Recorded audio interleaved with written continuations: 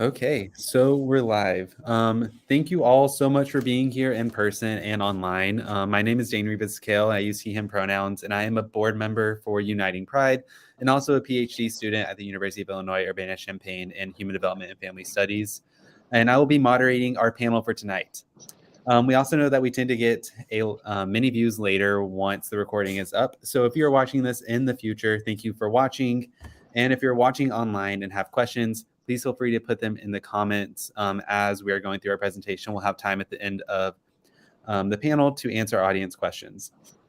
So we are lucky tonight to have two incredible guests from the University of North Carolina at Chapel Hill, as well as one of our own Uniting Pride members and representing the University of Illinois. So I want to kick off our panel with a sort of mini talk from Dr. Dorothy Espelage. So I'm going to read her bio real quick, and then she's going to talk to us. So Dorothy Espelage is William C. Friday Distinguished Professor of Education at the University of North Carolina.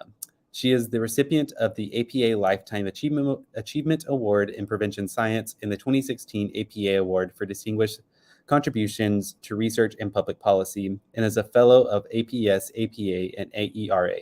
She was recently elected to the National Academy of Education and awarded the SPR Prevention Science Award in 2020.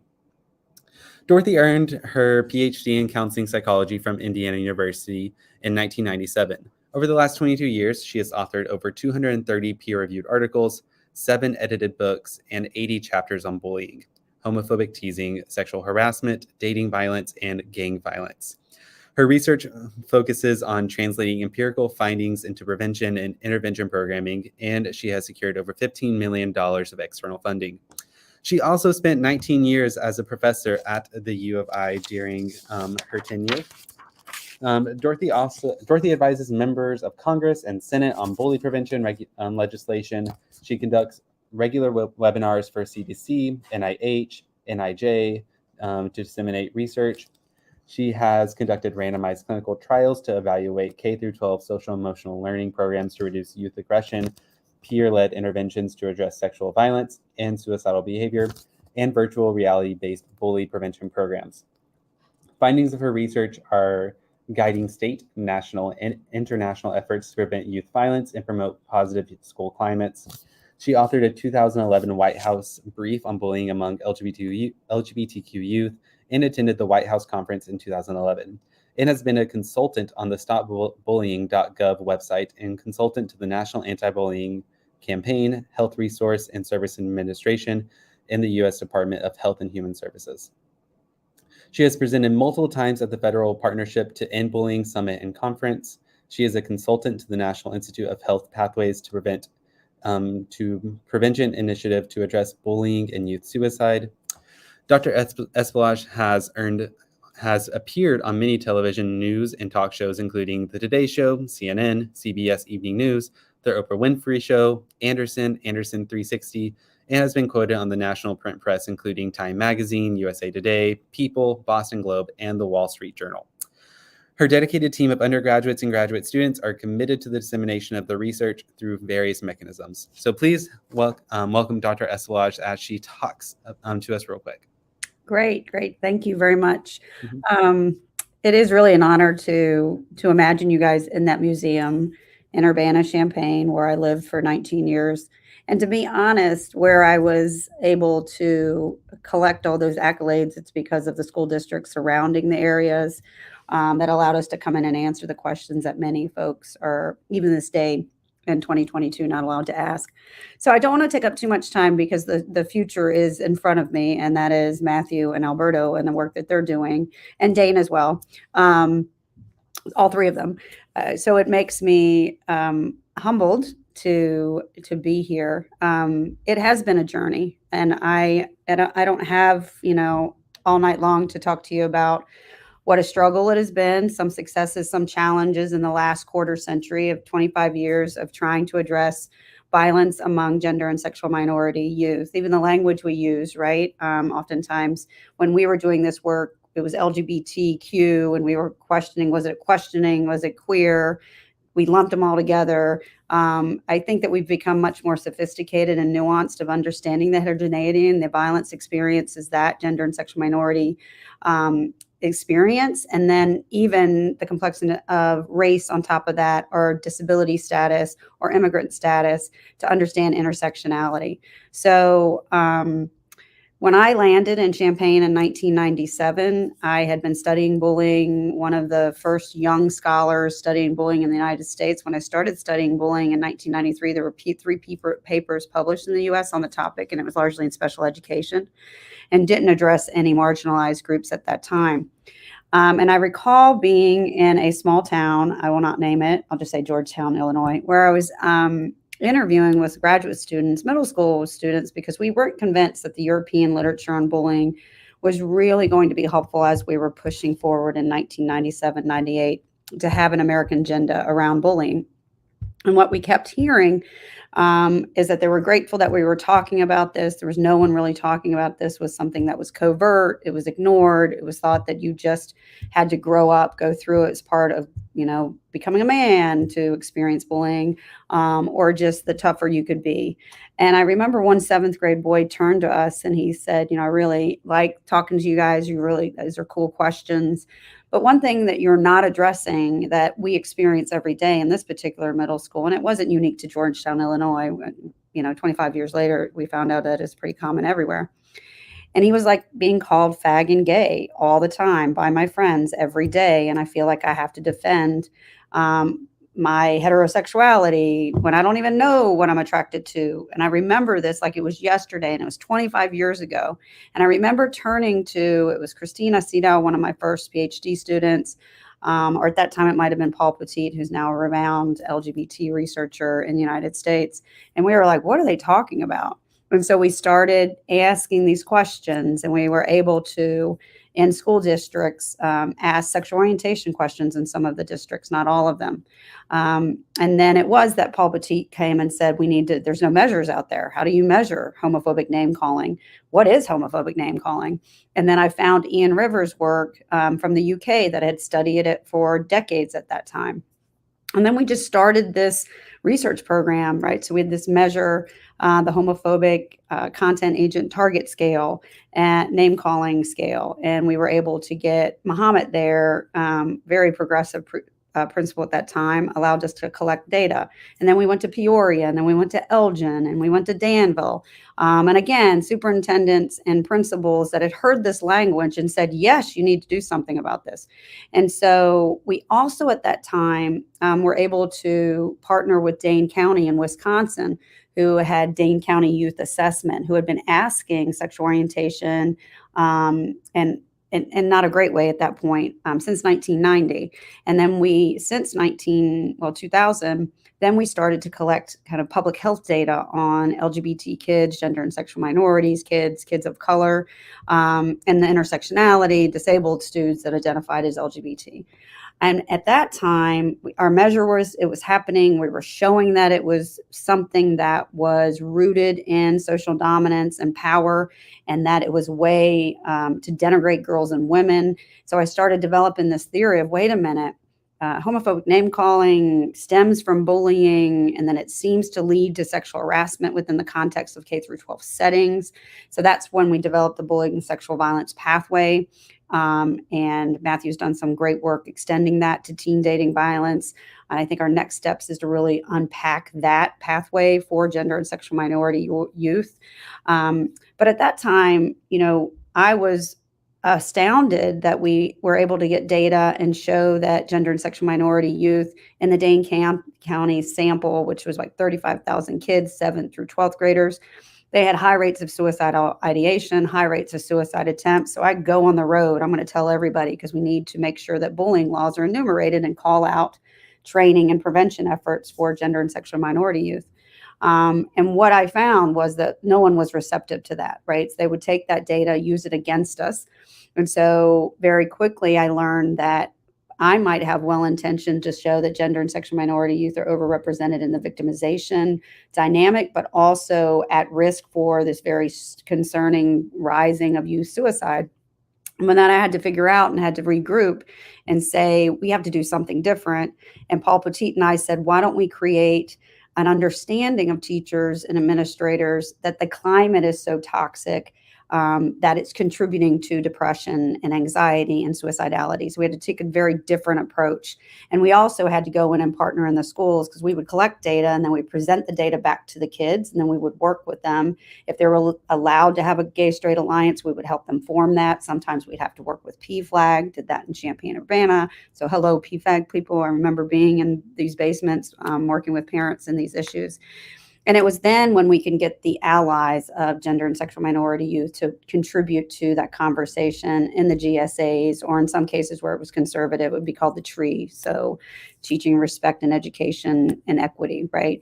And so it ebbed and flowed for the work that we do, depending on who's in the Hill and who's in the White House. That determined what we were allowed to ask. Currently, we're in a position where the LGBT community is under attack. The researchers that study this is under attack.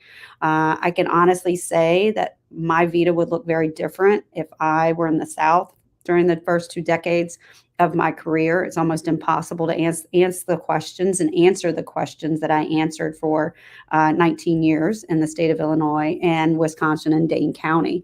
And so, that set a stage for really thinking about how it is that our social emotional learning programs may or may not be sensitive enough to address the violence and victimization that gender and sexual minority youth experience. And I know that Alberto is going to talk about his work with NIMH funded work and his F31, which is a dissertation that's coming to talk about that. I guess I would say, so it was a journey, right? So we uncovered this really public health concern. We took approach, had to back off because of the hate associated even with doing this work. When we do these presentations now, we have to have we have to have cops outside. We did a similar panel a couple weeks ago here in Chapel Hill, and there was hate email sent, very lovely statements about where we should go. And so I'm hopeful that we'll continue with the young scholars like Dane and Matthew and Alberto that will continue to push this and employ the youth and empower them, because I think ultimately it's going to be those kids in K through 16 settings that are going to have to say no to the older folks that are very conservative and making some laws that I think are extremely, extremely damaging for that community. So I will stop there. I am just so thankful that you invited me to do this panel. And I look forward to hearing the awesome work from the early scholars that are going to push us forward for the next, hope, quarter century. Thank you. Thank you so much, Dorothy. That was truly amazing to hear just your history of the work you have done. And you highlighted something that was really important, the intersectional aspect of bullying and of these experiences for these queer youth, which we're going to hear more about from Matthew and Alberto here in a second. So speaking of Matthew and Alberto, let's turn it over to them now. At first, I want to introduce Alberto Velito. Alberto is a doctoral student in applied developmental science at UNC and is an advisee of Dr. Espelage. He has overseen many projects as well as began his own incredible research career to promote the health and well-being of LGBTQ youth, particularly youth of color. Next, we have Matthew Rivas-Kale. He is here representing Uniting Pride and the University of Illinois. He is a PhD student in human development and family studies and studies like intimate partner violence and LGBTQ youth relationships and health. So now let's turn it over to Alberto and Matthew, who will discuss some of the most up-to-date research about LGBTQ youth in schools and how to prevent violence and discrimination and promote resilience and well-being. Yeah, thank you. And first, I want to say thank you to Dr. Espelage for kind of giving us that orientation to this work. Whenever I hear you speak, I get chills, and it brings tears to my eyes to think about the people who cared enough to push through that initial, the initial hate and violence that we're still encountering. But you really set the stage for a lot of us to come in and be able to do some of this work. And I think, frankly, I think we take a lot of that for granted. I'm very thankful for the opportunities we have now. I've learned so much from working with Dr. Espelage, and Alberto is so incredibly productive as a scholar. So I'm really lucky to be here alongside the two of them. So if we could pull up the slides. Alberto and I have put together a presentation, and we're just going to review briefly, so we still have time to answer some questions and talk as a panel, but we're going to review briefly some of the most up-to-date research right now. So first, I want to start with showing the socio-ecological model. And so this was kind of, throughout Dorothy talking, this was really apparent, but without getting too theoretical, this is the idea that we can't just look at one level of a person. And a lot of times when we are talking about discrimination and violence, we are just thinking about one level. We might say something like, oh, they got bullied because they're gay. Oh, they're experiencing discrimination because they're trans. Oh, the school should put more rules in place to prevent bullying. And in reality, what we're doing when we make statements like that is, one, we're passing the blame onto somebody else or somebody else's identity, but we're also just focusing on one individual level or school level thing. And all of these things come together to inform, what's going on. So the picture is much more complex. And we have to consider that an individual's experiences in the real world is informed by all of these different levels. And so when we have youth coming together in schools, they are bringing all of these levels of influence together. So you have all of these youth, all of these levels of influence. So it's impossible to just start to, prevent negative outcomes and promote the health and well-being of youth by just targeting one of these aspects. So we have to think with this socio-ecological model, and we're going to walk through now each of the levels, some of the research we know and some of the things we can do to support youth at those levels. So first, we're going to talk about the individual level. And we often talk about LGBTQ plus youth as if they are just one big group. And it's more complicated than that. And that's what understanding these individual level processes helps us to unpack, right? So being each identity within the LGBTQ plus spectrum means something different, and it has different implications for the violence and discrimination that they may face, and the opportunities for resilience and support for these youth. And then second, being a gender or sexual minority student, youth, person isn't all of somebody's identity, right? There are lots of different layers of this intersectionality that Dorothy talked about and that Dane highlighted that go into this. So for example, a queer student of color might be not only experiencing discrimination because of their sexual or gender identity, but also related to their racial identity. And so we can't just think about LGBTQ issues in isolation. We have to think about ways that we can be anti-racist. And so educating ourselves on anti-racist policies, practices, and language to implement in education settings is really important. And a couple of things you can do to support youth at the individual level are to understand LGBTQIA plus terms and identities. Just having a working knowledge of what these terms and identities mean can show your support for youth.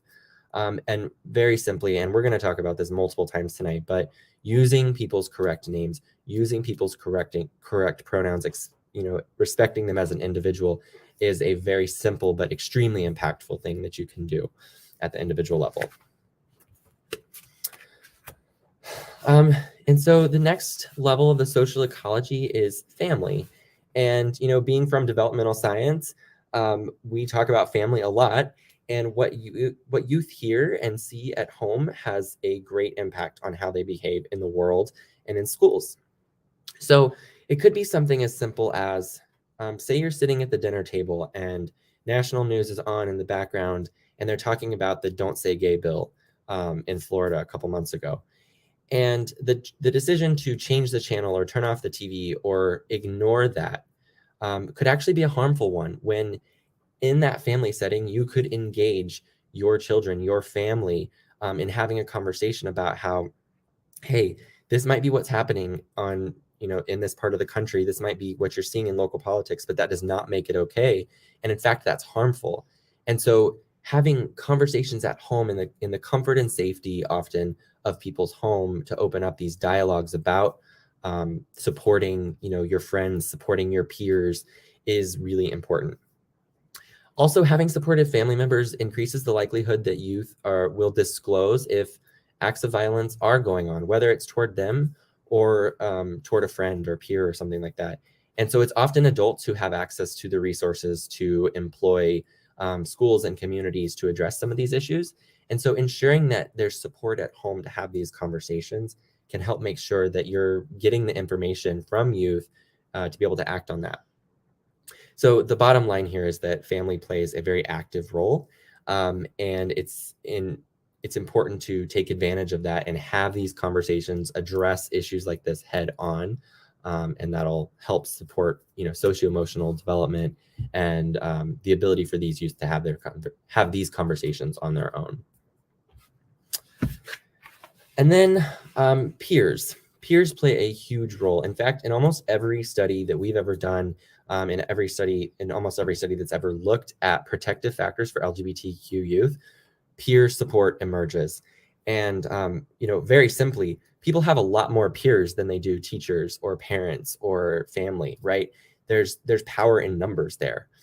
And even so, in recent national surveys, we've seen that almost all of LGBTQ youth continue in recent years to report hearing microaggressions at school.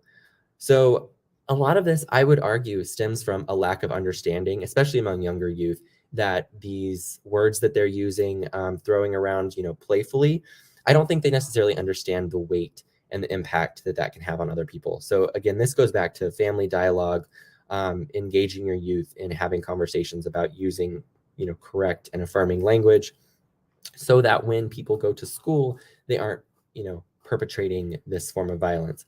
Also, bystander intervention, both formal bystander intervention and sort of informal or implicit bystander intervention, encouraging people to say, hey, when you hear your friends or your peers say something rude or negative, ask them, hey, what's up with that? Or, hey, I don't like that, or that's hurtful to some people.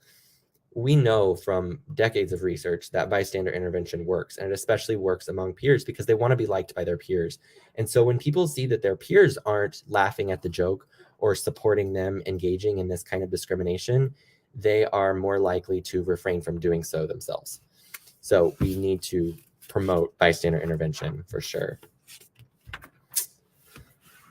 And I'll turn it over to Alberto now. Great. Thank you, Matthew. That's awesome.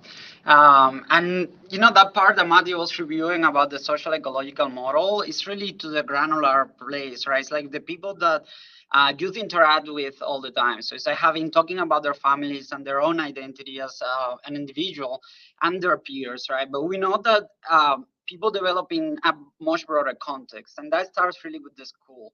So the school is like the place where youth spend most of their day, and their environment, as Matthew was saying here, microaggressions, hearing homophobic language in the halls, things like that can have a very negative impact. So this bias-based bullying, we've been studying for a while. Dorothy has a lot of experience on this homophobic bullying. We have found that the supportive school environment is linked to lower bias bullying victimization. So having just norms that are fighting against the heterosexism, cissexism that are in schools, and having a more welcoming environment for LGBTQ youth, it really have a very positive impact on the mental health, including things like depression, suicide, and self-harm in different ways.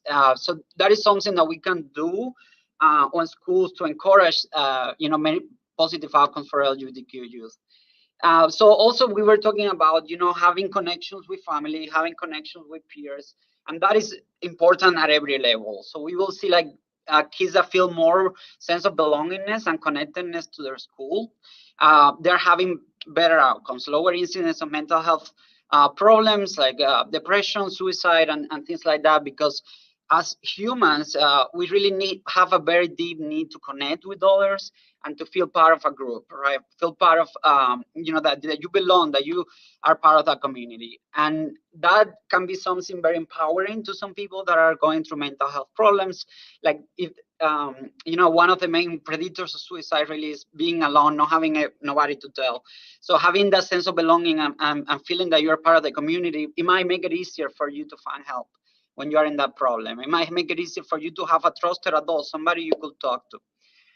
So we see that also as well. Matthew and I and Dorothy, we have published many papers where we're looking really these protective factors, right? Like, do having supportive teachers, people that you can talk to and go to in school, does that translate to better outcomes, right? Does that means that you are finding the help you need for your mental health problems? So we see that supportive teachers and inclusive curriculum really matter as well. Supportive teachers, it seems, self-explanatory, but like there are many teachers that still don't understand these issues, right? There are many teachers that they are themselves grow up in a heterosexist culture, and they don't realize, as Matthew was saying, the level of microaggression, how that can be negative. But supportive teachers, they really, they see the needs of LGBTQ students in a different way, and they structure the classroom in a way that is inclusive to them as well. And we see that things like comprehensive sex ed that we've been trying to evaluate. It wasn't funded yet, but we're still trying to evaluate a comprehensive sex ed program. And it shows, the research shows really that comprehensive sex ed can be very positive for the LGBTQ community, because we don't really have those spaces. So, like, where are we going to go to find that information about that is relevant to the LGBTQ community, to questions that we have about identity, about gender, gender identity and things like that. So having that inclusive curriculum can come in many ways. So it's not only having a standard classroom, but incorporating history of the LGBTQ community into other type of like general education. And we see that that is very problematic right now. As Matthew was saying, these bills that are being passed in Florida and other places are being proposed, they really want to stop people from talking about the LGBTQ community. There is this fear that somehow even just talking about it is going to create a problem, right? So what this does is just bring visibility to the LGBTQ people in school. It makes them feel identified with historical figures that were part also that are similar to us, right? So that is very important. It's having representation, visibility, and having teachers that really are promoting their positive development over time. Yeah, if you can go to the next slide. So there are other things like the research shows, and Paul Putti, that Dorothy was mentioning, created this scale about homophobic bullying. He's doing a lot of research also in GSAs and student organizations. So GSAs, they're still around. They were the Gay Straight Alliance. Now we call them Gay and Sexuality Alliance, and then we're Gender and Sexuality. Sorry.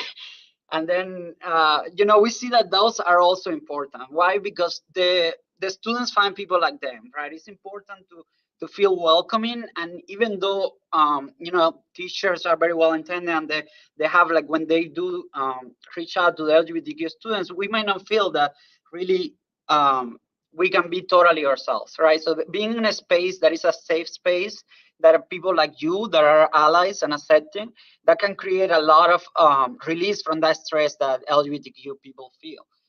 Being in a heterosexist environment all the time creates a mental charge that you can really be yourself, that you already have to think about how you're carrying yourself and things like that. So a safe place is very important, and that can come as an extracurriculars. There are some research on that participating in other activities, being involved in the school activities is very important as well. And leadership things like in the student organizations also shows positive outcomes.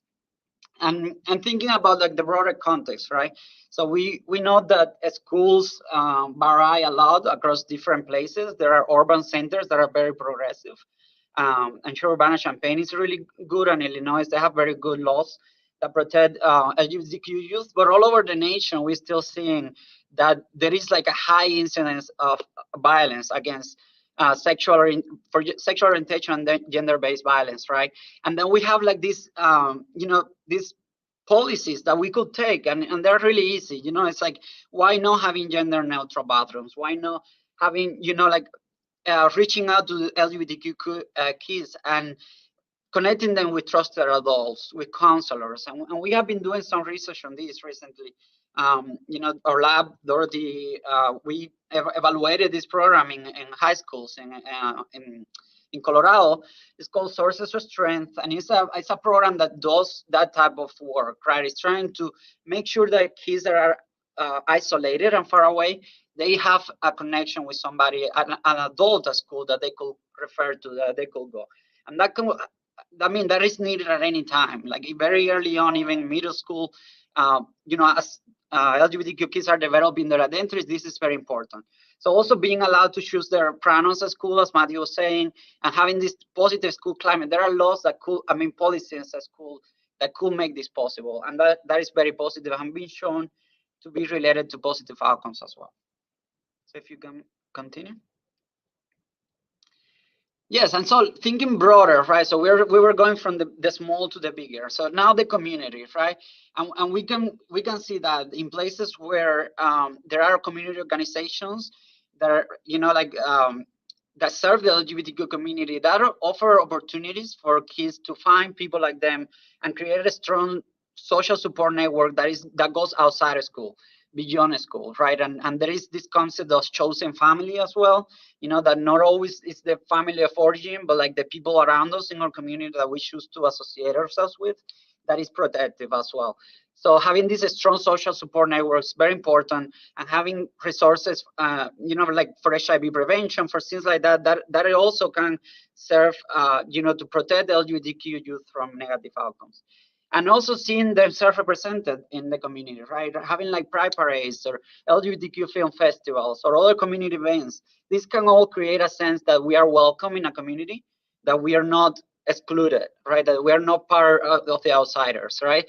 So all of that is so important. And we see a belonging to the family, belonging to a group of friends, belonging to a school community, and not belonging to a broader local community. All of those things at different levels, we see that they are similar because it is very important, that connection. So also having access to affirming medical care, and this is very important for trans youth specifically, and having healthcare really who are trained specifically to serve LGBTQ youth. And this is something in our country we have a long way to go.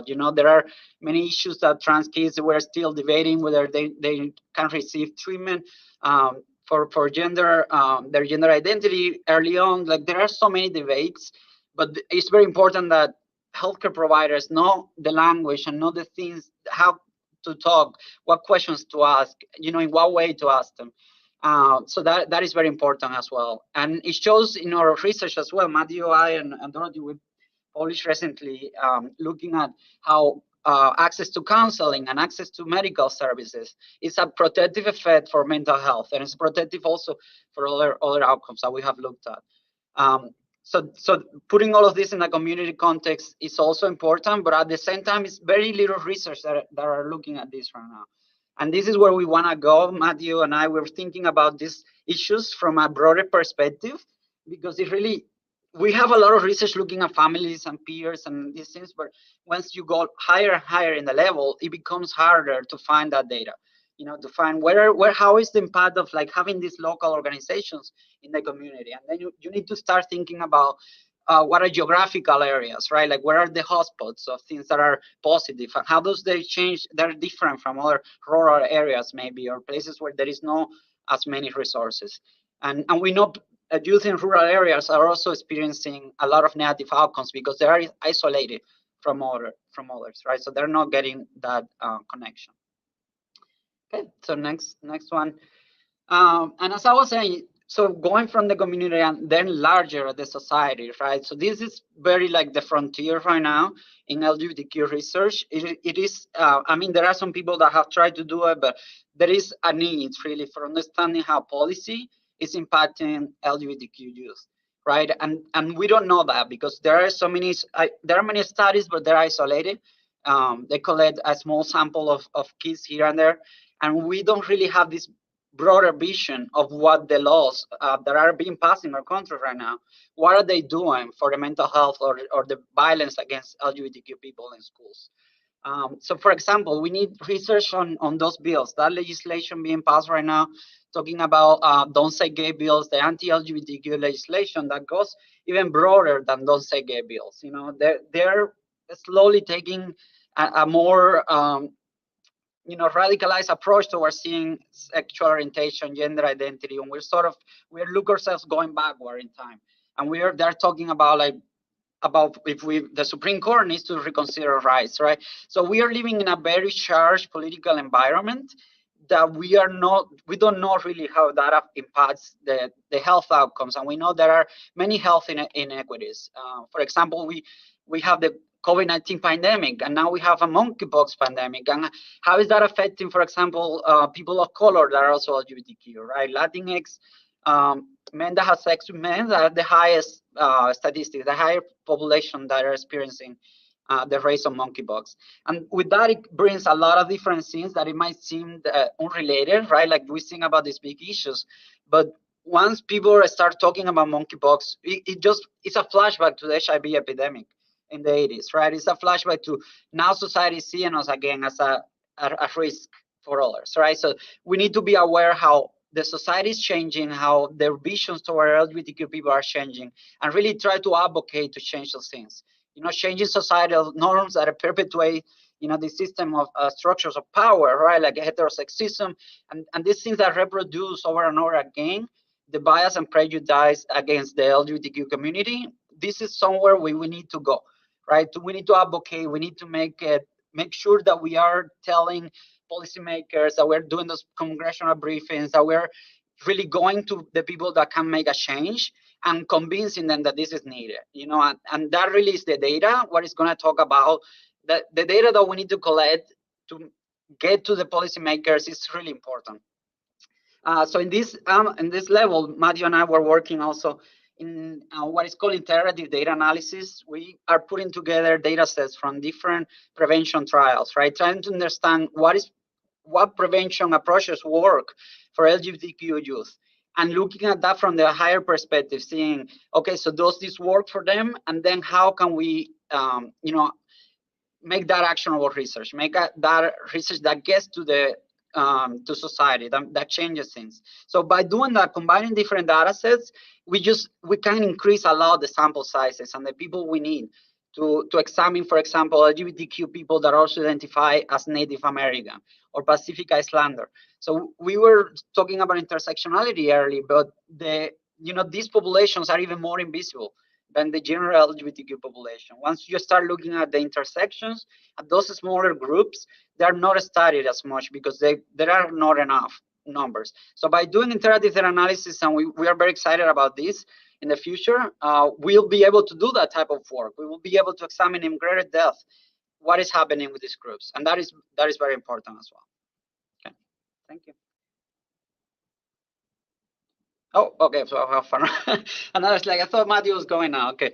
Yeah, so this is like, I'm in developmental science as well, as Matthew was saying earlier, and we need to look at this also from a broader perspective over time, right? So I was talking about prevention earlier, but everything in development is like a pieces of a domino, right? You think about one key, a small step affecting another step, and resulting in a large outcome at the end that is negative or positive, depending on what the thing is. So what is that tell us, from thinking from a perspective, from a larger point, right? It's that we need to intervene early, that we need to get there before these problems develop, before there is the trauma, the discrimination, the minority stress the LGBTQ people feel. We need to do that something earlier, so that doesn't happen, right? And we need to understand what prevention approaches work for LGBTQ youth. Because so far we have examined these programs only with straight people, only with heterosexual, mostly, right? Like there is no research really telling us the programs that we have right now are effective for LGBTQ youth. And until we don't know that, we're not serving their needs the best way, right? So this is why it's so important to study prevention programs, and it's important to even think about new prevention programs that are specific to the LGBTQ community, that touches on the needs, right, on the questions, on the issues that LGBTQ youth have to wrestle with as they develop, that is just really nothing that is talked about in schools or in other contexts. So that is very important as well. So kind of pulling this all together, I'm thinking about how we often get so caught up in our research worlds of we're uncovering these findings. And I just want to emphasize how important it is to all of the movers and shakers and doers who are working on the ground. And, people in education are the prime example of that. People in education are the ones who have responsibility to take in all of this information and actually get to interact with youth every single day and create these relationships and form these connections. And so by showing up to a panel like this and listening, by, taking any amount of time in your day to educate yourself about LGBTQ issues and how to use these terms and what pronouns mean and how to use them and things like that. That's what we're talking about here, is bringing this all together. And so we know that every layer of the social ecology affects people, but we need people who are willing to take all of this information and do stuff with it. So education, I think, is the most promising avenue, and that's why we're all here. So I hope that some of this information that we've presented was helpful. Like I said, Alberto and Dr. Espelage are some of the most incredible, researchers in this area. So I'm really lucky to have learned from them and get to work with them. And yeah, thank you, Alberto, for sharing that with me. Thank you, Matthew. Yeah, happy Pride.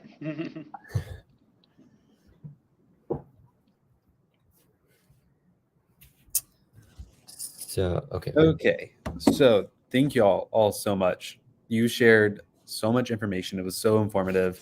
And you all highlighted on a certain topic. It's like, it's not just a handful of allies. It's not just the queer people's, it's not just the job of queer people or the job of allies. It's the job of all of us to come together and make sure that LGBTQ youth have affirming spaces where they feel like they belong and they feel like they can be their authentic selves. At the moment, I want to see if there are any questions from the audience, either online or in person.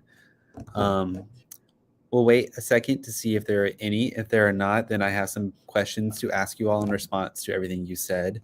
But yeah, I just want to give a few seconds to see if there are any questions. While we wait, Dane, you said it's on all of us. And I really want to emphasize that point again, because I feel like often people, we talk about how important relationships are, and often having known a queer person or having had a queer child is the impetus for why people want to get involved and be an ally. But my message is, don't wait for that moment, right? Like, if you have this information now, you don't need to wait until you meet your first queer person or care about a queer person really close in your life for the first time to do this. These are things that all of us can do every single day to use affirming language, challenge these biases that Alberto was talking about at the societal level. So there's my spiel. Okay, so it looks like we have one comment from Facebook. Lauren asked, how have you seen the LGBTQ youth students advocate for themselves, or has any research examined this? Yeah, Open that up to anyone. Great. I can talk a little bit about this, so this is very important and something we're thinking a lot about. So there is this field of qualitative research. It's called participatory action research, that it's oriented towards that. It's oriented towards LGBTQ youth themselves being the ones with agency to do the research, and not us coming to them and doing research on them, right? It's researching with them. So that is something we can do. It's like partner really and elevate their voices and as advocates, so that we can create real knowledge and change that can be part of advocacy. So that is something that we're doing already. It's important to have honest conversations about these issues, right? To have them inform us really, because we don't really know what is the experience of everybody.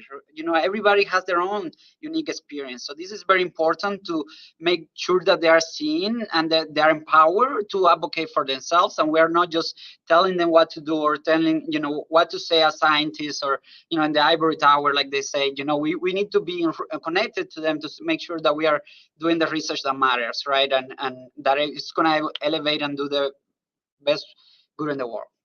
Well, and I'd just like to point out, I'm not going to call the district out, but it was on the national news that there was a walkout yesterday in a district in a state because of decisions adults were making about transgender youth.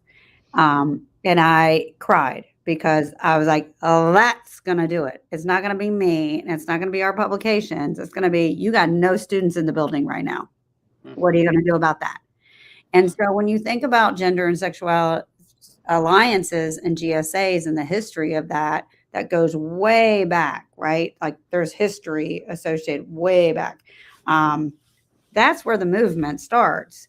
Because if we leave it to the adults, and I put this, I thought it was in the public chat, but it's in our studio chat. When you guys were talking about the socioecology, what breaks my heart is that the things that are happening on the outer ecologies, the policies, the legislations, that's degrading everything that we've built protective in that school building or protective from families. Families that are trying to do the right thing and be affirming of their children are being ostracized again by their very friends and communities and neighborhoods. And so so flip it on the positive side. We have to involve the youth. It will not happen without the youth. You look at LGBT history, it happened with the youth. It happened within, but it happened with allies. And the reality is, we haven't mentioned this, but the number of youth in grades 7 through 12 in the YRBS that's identifying as bisexual is increasing. And we know that there's marginalization within that community with other parts of that community, right? So we need the youth to, I'm at 54, it's just like, they know what's going on. And you guys are aging too, right? You haven't been in middle school lately or high school. Yeah, you're not aging. You're trying not to age, but it happened. So, I think we have to. They know what's happening. And they know what the teachers are doing, the administrators, what they're doing right, what they're doing wrong, and they need help. And the adults have failed these students in so many ways. That's my soapbox, and I'll get off. I don't have much to add other than just to reiterate that it is exhausting to be that advocate and also be experiencing the discrimination. And so while it is so important to have those youth and empower those youth to advocate for themselves, we also have to have safe holds in place for them because they can't be that strong all the time. None of us can be that strong all of the time, frankly. There's no educator in the world that can just consistently take on everybody's discrimination. So having those safeguards in place to make sure that people, even the strongest, most determined activists and advocates, need supportive people to fall back on. And that's what we can create in schools. Awesome response to this question. Is there anything else anyone would like to add? If not, we have some more questions from the audience. Sweet.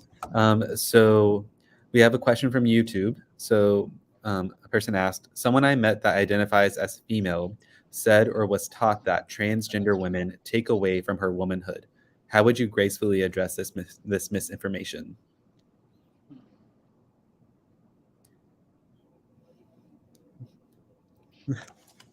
So yesterday we had a responding to resistance panel, and we heard from experts who are far better than I with crafting words to really difficult conversations like this. Frankly, I don't know the perfect answer to this. My first thought is and this is based on what I've learned from our yesterday panel actually, is try to understand where that notion is coming from. I, as a queer person, as an advocate, I can't even fully understand what it is in somebody's head that would lead them to believe that transgender people are taking away from their womanhood.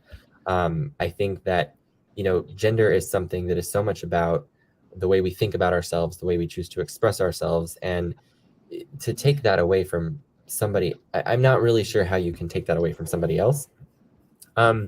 So my more general response to that is first trying to understand where this misinformation is coming from, where these biases are coming from, but then also pulling somebody in and saying, hey, I understand that you may not get what this person's experience is as a transgender person, or you may not fully understand what it means to be transgender, but the fact that they have expressed to you, the fact that they have come out to you and said they are trans, or that you're encountering trans people in the world, it has taken a lot of courage. It's taken a lot of potentially discrimination that they've gone through to get to that point.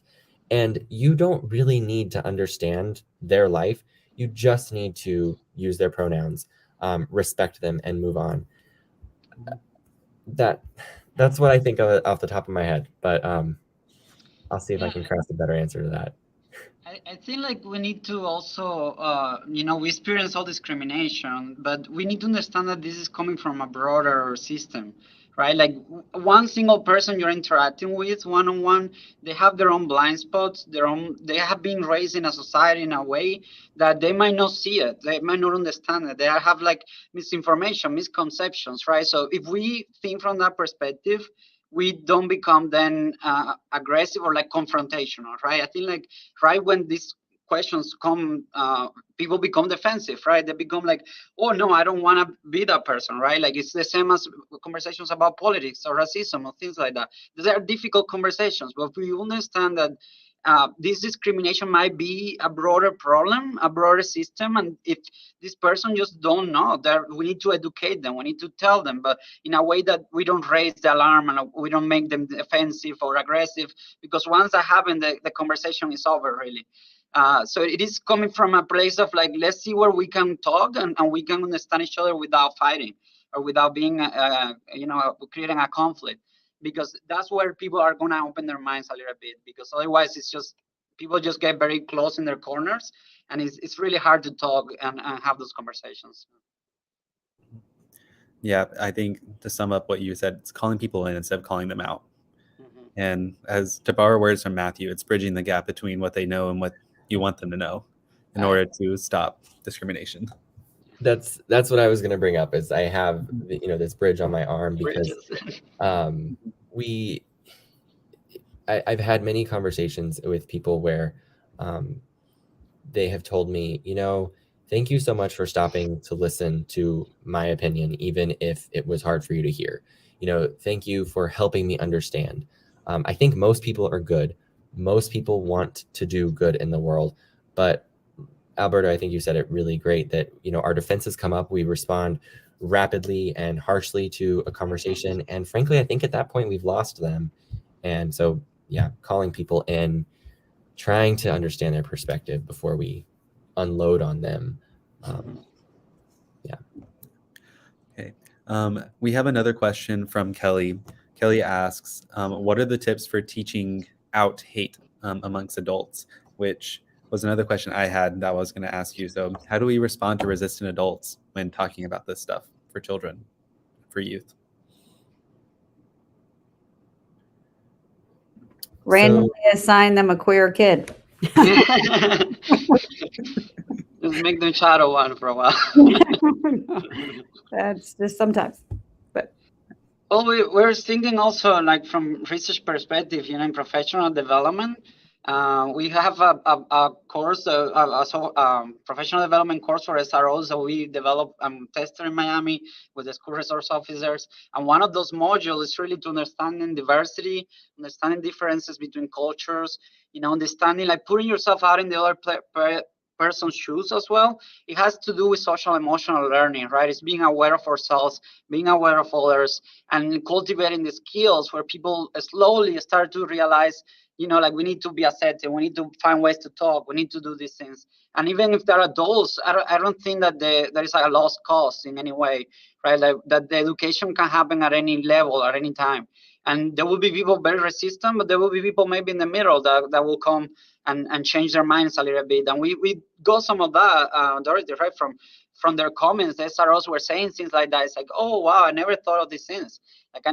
Once you tell people, sometimes they just clicks, like they start realizing and becoming aware of where the blind spot was, what they were doing wrong. But we need to be careful about how we bring that conversation.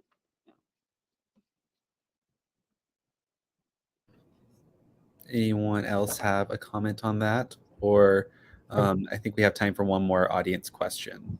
I would say that it's same with the kids. I mean, it's really hard to hate when you can get connected with people. It's hard to hate somebody you really know. Yeah. And specifically in the education context, this is where if at the end of the day, if you can't get people to come in by, pulling on their heartstrings, then the job of an educator is to support youth's development, right? You can make the case through, what are you here to do? We were recently talking to 4-H agents in the state of Illinois, and there was, conversations happening among the audience and things like that. And they have 4-H has policies that, that 4-H agents can't discriminate and things like that. So if nothing else, it's your job to support these youth. And look, here's the data showing in order to support these youth, you have to be affirming of their pronouns. You have to be affirming of their gender identity. You have to be a decent person to them in order for them to learn from you. So I don't generally like to take that combative approach, but I do think that we shouldn't be afraid to take that approach and say, hey, your job in the schools is to support our youth, not hurt them. And that needs to be clearly communicated at, the school level, but also at the policy level too, and make sure that there's policy that backs that up. Absolutely, Matt. I mean, Title IX. I mean, you could argue that sexual harassment, homophobic name calling, it is your job. So when we did the randomized clinical trial in Chicago Public Schools to do gender enhanced SEL, we're not debating with you. Like, this is part of your job, but we need the evaluations to include that component. We're evaluated. You're a TA. I'm a professor. If I engage in homophobic name calling or sexual harassment, that's violating federal law.